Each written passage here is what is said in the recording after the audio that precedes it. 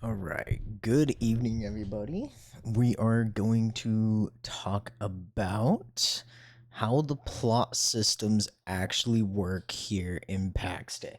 I kind of decided to want to make a video on this because I didn't really see too much information on other YouTube videos other than like my previous guide that I made, kind of talking a little bit of how plots work, what you can build in them, and kind of going in a little bit more on that side of things. But now what I want to do is kind of make a little bit of an in-depth guide of how the plot systems work.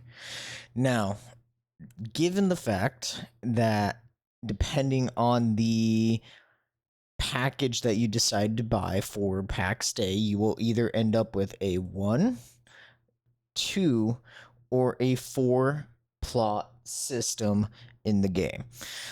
Granted, the one plot package being pretty close to $40, the 2-tier plot system being close to $60, and the 4 plot package being $100. There is going to be a lot of mechanisms in the plot system itself, so it is very simple right now, and Mainframe has stated that there are more permissions that is going to be added later on. But right now it is a very basic system, and I kind of wanted to go a little bit more in depth so that way you guys don't run into any issues, or maybe if you guys got a little bit of questions, we can address those or in that type of situation. So the first thing I want to mention is that plot sizes change when you have multiple plots near them. For example, you got, let's see, we got every plot will start out as a circle. Now, the moment that you decide to add a second plot, right here, both of these plots will turn into squares. Now, circle from square, obviously you're going to make your plot a little bit bigger. So instead, what will happen is that these plots will now start to look something equal to this. And you can see that, yes, it will give you just a hair more room in your plot if you decide to combine plots together. This goes for your plot. If you're combining plots that you are on your own, basically, if you have like the two, not the journeyman, what is it called? Give me a second here. Let me take a look here what that's called. Blah. Artisan's Edition, or if you got the Master's Edition Founders Pack. Now, this even goes for if you are putting a plot down next to a friend's that's not even in your clan or anything else like that. Anytime you place a plot next to another plot, the diameter of the plot will actually become a little bit bigger, giving you a little bit more space. It's not much, but it's still room, right? The second thing that I kind of wanted to go into is permissions. This is the dangerous part that can really make or break into a guild, is the very basic terms, and what I want to kind of really explain that is going into this for you guys. Let's see if maybe I can make, I want to see, I am a very big noob in MS Paint here. There's only 3 permissions for plots. There is public. Basically what that does is that is going to allow anyone and everybody to either build, destroy, or use your plot. Granted, yes, you are admin, but you cannot take away just a specific person's permissions or anything else. It will allow anyone to come in and either take away or build onto your plot. So, I mean, 99% of the time, you probably are not going to want anybody building or taking away onto your plot. So, I would highly recommend just don't put public on your plot. Up to you, though. Second is you got clan.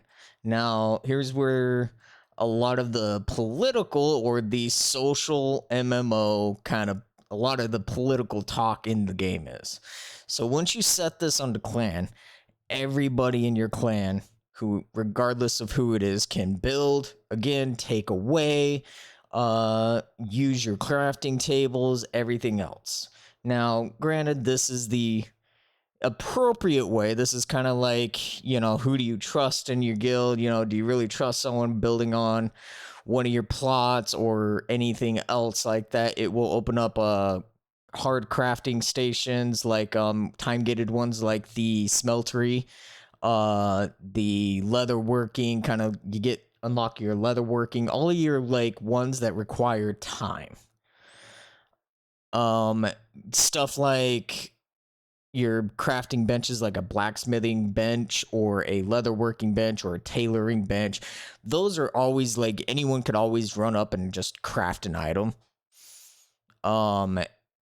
At all times. It doesn't matter if it's public, clan, private, anything else like that. Everybody can always just go up and run up and use a bench. But like your time-gated stuff, like your smeltery, your charcoal kilns, turning hide or raw hide into a different hide, stuff like that. Those ones, that's what will allow access for everybody to start crafting on that end, at least in your guild. Now, here is the important part, is private. Now, here about private, which is interesting to say, that is basically nobody else has got access. No one can build. Only you. There is no separation between, oh, well, maybe I want my friend John to build on my private thing. No, you can't. There's nothing. There's no added permission. And granted, this will come later probably in time where you can add just certain people to build on your plots. Now, the fun part is managing your plot while in a clan. The important thing about is that in your plot, you will always be admin in your plot. For example, if someone places a chest on your plot and it is private, so we got a private chest here. Horrible handwriting. Whether or not whoever the plot owner is in, where that chest is placed, they will be able to see what is inside that chest, regardless of the permission that is separated for the plot. So if John here in the clan put down a private chest in your plot, you will still be able to see and be able to destroy everything that's in that chest. Super important. And vice versa. If you decide to build a chest on another person's plot and you even set that to private, that person, the landowner, will always be able to see what is inside that chest. That is probably the most essential and probably biggest tip that I can give you, is even though chests have a separate permission of public, clan, and private, regardless of whoever's plot that you put that in, the plot owner is basically admin of that area and can look into anything that is private or, in that sense on that property. It can make it for an interesting way to trade. If you're looking for a private way to trade, you can obviously have the other person set up a chest And then vice versa. If he has that on private, then he's the only one that can look into it, and you're the only one that's able to look into that chest. So, the next thing that I kind of want to talk about is if somebody leaves the guild. Now, here is the important, in my opinion, the most catastrophic that can happen to a guild. Now, let's just say that you have someone claiming a plot. You got, let's say, Adam. You got John. We'll make John the bastard child out of all of this. You got Tyler. And you got Steve. And let's just say you piss off John, and he has all of the main crafting components in like your storehouse. You got your blacksmithing bench, everything else, and everything's set to clan at that moment where everybody thinks public. But then you piss off John and he decides to leave that guild. You have now just created this entire section that John took away from your clan's plot. It could be the central location of your plot. Nobody now will be able to access anything that is in John's territory. So let's just say John placed all of those chests that you have for your storage area, and he just left the guild. There is absolutely nothing you can do to remove that plot from the center of the guild place unless he decides to unclaim it for you.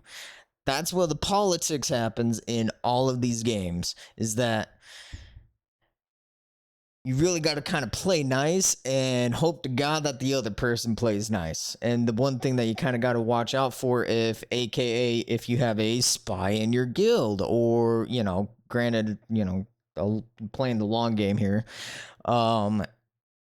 to, just making sure it doesn't really set back the direction that your guild wants to go. Just make sure that if you do want to plan around, possibly, like, let's just say you're hesitant about a person in your guild or anything else like that, maybe not have this person kind of build where the storage center is going to be in the game for your plots and for your clan. Just kind of keep you guys self safe and hope for the best. So there is a little bit of strategy that kind of goes into when you're forming a clan here. I would take heed, obviously, if the GM, the guild master, if he has the master's edition, 4 plots should be more than plenty enough for anybody. Which just say 1 plot is dedicated to the storage system, that is for the guild master. The second in command that you trust with your life, he could be where most of the crafting, refining chests are at. You got your smeltery, your kilns, all that kind of stuff, and those chests where those raw materials are at.